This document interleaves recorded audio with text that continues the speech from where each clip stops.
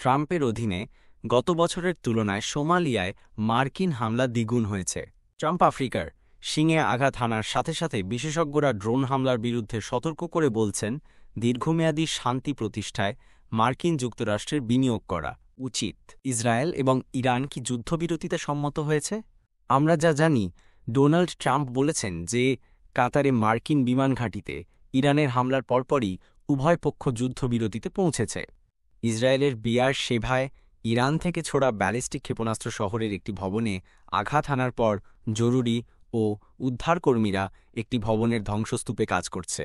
মার্কিন যুক্তরাষ্ট্র যুদ্ধে যোগদান এবং বেশ কয়েকটি ইরানি পারমাণবিক স্থাপনায় বোমা হামলা চালানোর পর থেকে ইরান ও ইসরায়েল বিমান হামলা বিনিময় অব্যাহত রেখেছে। মঙ্গলবার ইসরায়েলের বেয়ারশেবাতে একটি ভবনে ইরানের হামলার পর জরুরি ও উদ্ধারকর্মীরা কাজ করছেন। মধ্যপ্রাচ্যের বৃহত্তম মার্কিন সামরিক ঘাঁটি কাতারের আল উদেইদ বিমান ঘাঁটিতে ইরান ক্ষেপণাস্ত্র হামলা চালানোর কয়েক ঘণ্টা পর সোমবার মার্কিন প্রেসিডেন্ট ডোনাল্ড ট্রাম্প ঘোষণা করেছেন যে ইসরায়েল এবং ইরান যুদ্ধবিরতিতে পৌঁছেছে।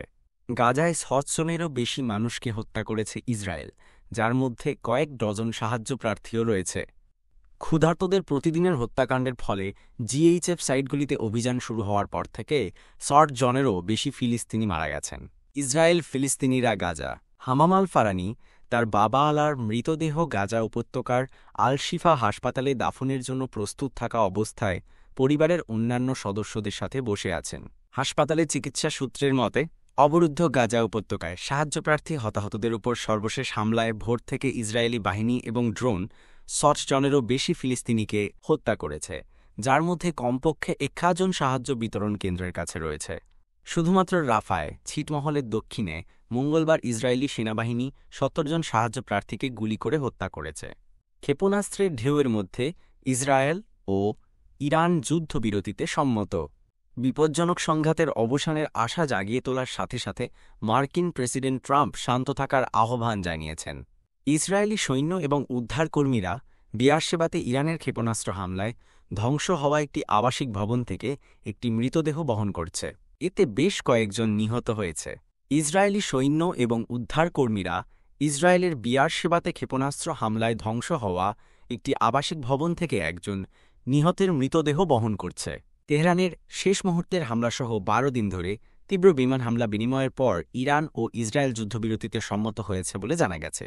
মঙ্গলবার সকালে বেঞ্জামিন নেতানিয়াহু এক বিবৃতিতে বলেছে যে ইসরায়েল ডোনাল্ড ট্রাম্পের রাতারাতি ঘোষিত যুদ্ধবিরতি প্রস্তাবে সম্মত হয়েছে। এর আগে ইরানের রাষ্ট্রীয় টেলিভিশন জানিয়েছে যে যুদ্ধবিরতি শুরু হয়েছে। যুদ্ধবিরতি প্রচেষ্টা স্থগিত থাকায় রাশিয়া ও ইউক্রেনের মধ্যে ড্রোন হামলার আদান-প্রদান। ইসরায়েল ইরান যুদ্ধের কারণে আমেরিকা বিভ্রান্ত হওয়ায় রাশিয়া শত্রুতার মাত্রা আরও বাড়িয়েছে বলে মনে হচ্ছে। ইউক্রেন কিয়েভের ড্রোন হামলায় ক্ষতিগ্রস্ত একটি আবাসিক ভবনে ইউক্রেনীয় উদ্ধারকারীরা তল্লাশি অভিযান চালাচ্ছে। রাশিয়া ও ইউক্রেন আরও ড্রোন হামলা চালায় মস্কোর হামলায় কমপক্ষে ১০ জন নিহত হয়েছে বলে জানা গেছে। মঙ্গলবার রাতে ইউক্রেনের বেশ কয়েকটি এলাকায় হামলার খবর পাওয়া গেছে, যার মধ্যে ৩ জন নিহত হয়েছেন, পাশাপাশি মস্কোতেও। পরে দিনের শেষে ডিনিপ্রো শহরে রাশিয়ার হামলায় কমপক্ষে ৭ জন নিহত হয়েছেন। এই ছিল সংবাদের ধারা। আপনি এই বিষয়ে আরও কিছু জানতে চান?